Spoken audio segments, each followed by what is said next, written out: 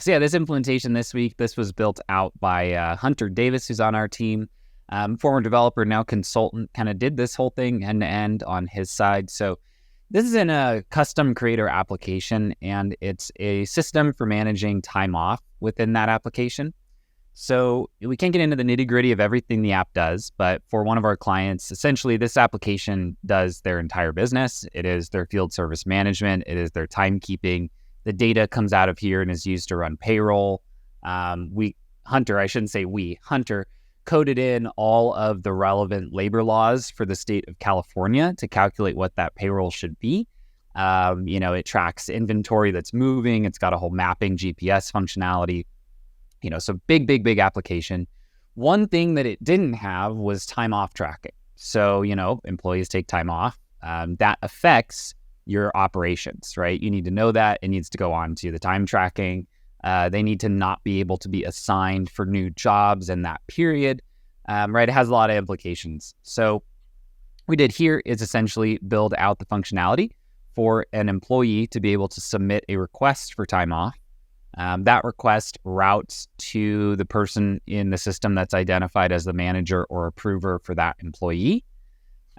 If it is approved, it will go ahead and add itself to the work calendar, right? So that when you're going up and you want to schedule a job, you can very easily see, oh, Hunter's out of office next week, so I can't schedule him on this job for Tuesday. Maybe I could pre-schedule them when they get back. So just increases the visibility of that data, right? So you've got it right in there while you're doing all your scheduling. If that time off request is denied, it will prompt the denier for the reason for that. And then send it right back to the original submitter so that they know that, it was denied and they can try submitting for a different date period, or maybe they need to update the reason that they included, whatever the particular business rules are.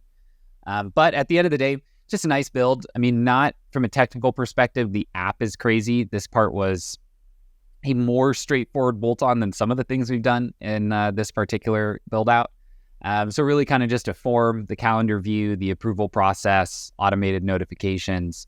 But it's helping them out a lot, right? Because now they know, hey, Hunter's out, so don't schedule them. Because having to reschedule the day before when you realize that someone's scheduled for something they can't do is a huge pain, right? You got to shuffle everything around, maybe bump back a day. So nice work, Hunter, on this. Should be pretty helpful for that team. So I've just, without saying the client, 911, am I on the right tracker? Yep. Very cool. Very, very cool. So by the way, I said the other day, I said to someone, I said, hey, what's the 411? And they said, what's that mean? Right? So I know that one. But that's drifting away, right? Yeah. You're too young to know. It used to be you had to get on the phone and say, hey, what's the number for Chili's in Irvine? And they would say, they would just connect you, by the way. It's quite the service. Cost you anywhere from 50 cents to $1, Yeah, that's a good business right there. Well, one company lost some profit on that. Anyway, nice job, Hunter.